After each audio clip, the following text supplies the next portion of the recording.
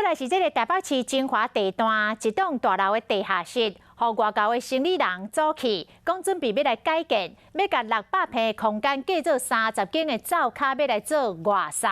也就是讲，上最可能有132个火炉会全部同时开落煮食。住伫个大楼楼顶的住户无法度接受，找议员来定情。 这栋大楼外观甲一般的拢同款，因不民众咧真正讲，这楼骹本来咧开餐厅，有生理人甲租起准备要开共享厨房，600平空间要计做30个灶卡，上济时可能同时有130个家属炉伫用，引起公安的顾虑。我们可以在上面安心的睡觉吗？我们的生命财产就在这个132个炉火上面。 这样可以吗？百货公司有多少的位置可以让大家吃美食？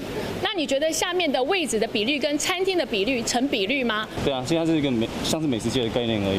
住户不满台北市政府无好法告批准业者以餐厅申请营业，根本就是无用心。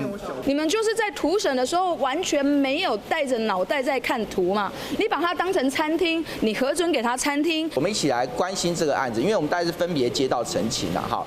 有关餐厅的营业态认定的部分，确实是商业处这边来认定。